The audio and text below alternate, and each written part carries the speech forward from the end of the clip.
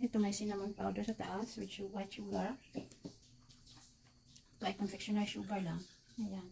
So, mas healthy ito dahil mayroon siyang cinnamon powder.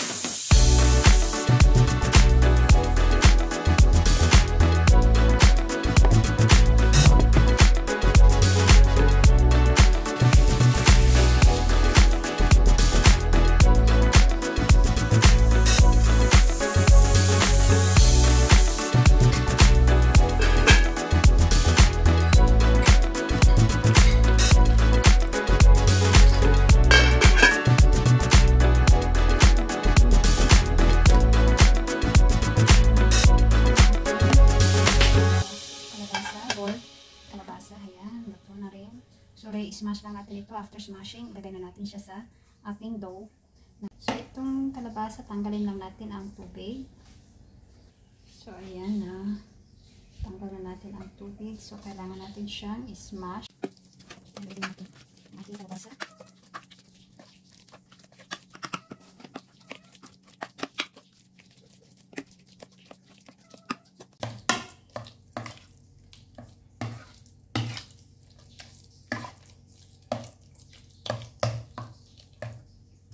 So, ayan. Tapos na nadurog. Ayan.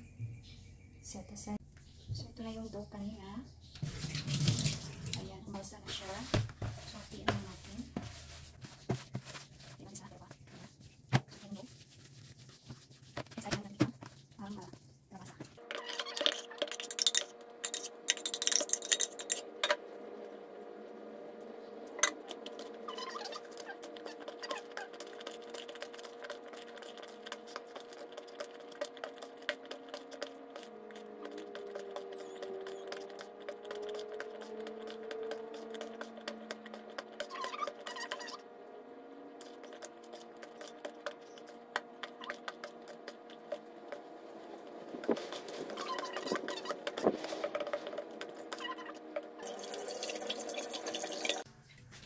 So, ito yung baking pan natin.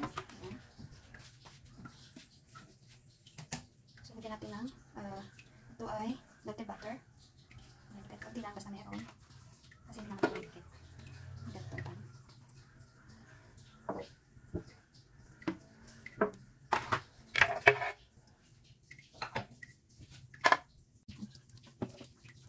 mixture ng dough and then kalabasa.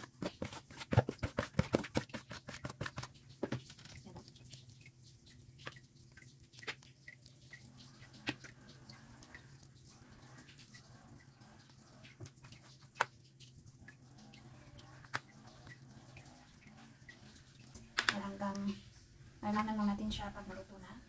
Sorry, ibibake lang natin siya ng 45 minutes.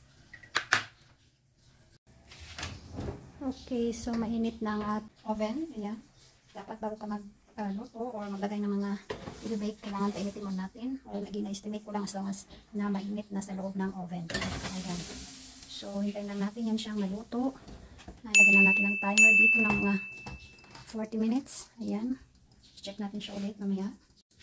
So, i-check lang natin kung luto na ang ating bake kalabasa bread. Ayan. Almost done na. Check lang natin. Ayan, luto na. See, clean na yung ating toothpick. So, it means luto na ito. Kalabasa na tinapay. Ayan. So, ito ay cinnamon powder. Ayan. Mga 3 spoons ito ng cinnamon powder. Lagyan natin sa ating kalabasa na bread. Sa taas, toppings niya. And then, lagyan din natin ito ng white sugar. Ayan, lutuin muna natin ang ating cinnamon powder. Ayan. So, i-mix lang natin ito siya. Oops.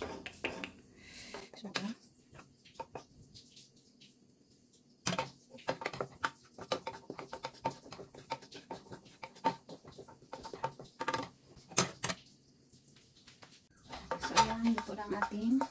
Ayan, basta naluto natin siya ng mga 5 to 8 minutes. Pwede na yan. Kunin ito ang ating cinnamon powder. Ayan. So, ito ngayon ang ating cinnamon powder tsaka yung sugar. Ayan. Mix na lang natin sila pareho. So, tansyahin lang kung gusto mo ng matamis or hindi. Ayan. So, around 2 spoons ito ng cinnamon powder at saka 2 spoons ng white sugar. So, ang gagawin lang ay sprinkle lang dito. Ayan. Sprinkle natin sa taas natin kalasa bread. Ayan. Hindi lang.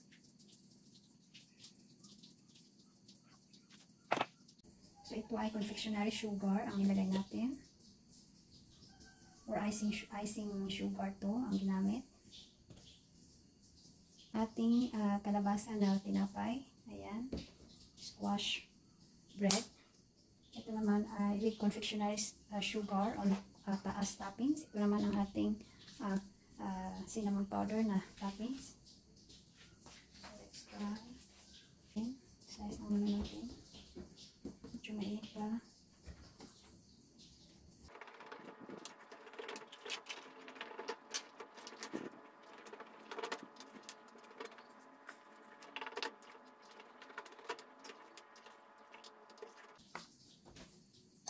So, ito lang ating kalabasa or squash bread. So, tikman natin.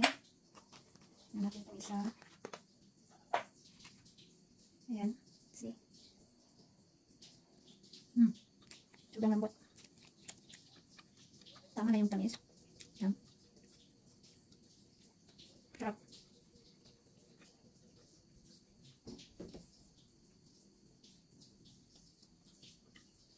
Lagyan lang natin ulit ng sugar. Ngayon ko na yung sugar. Ito natin kasama.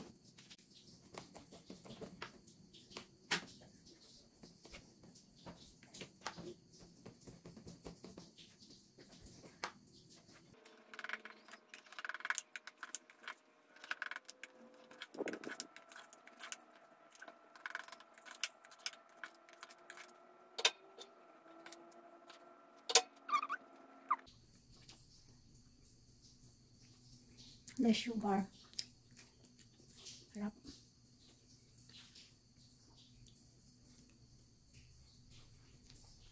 Mas gusto ko itong cinnamon. Mas malasa. Ayan.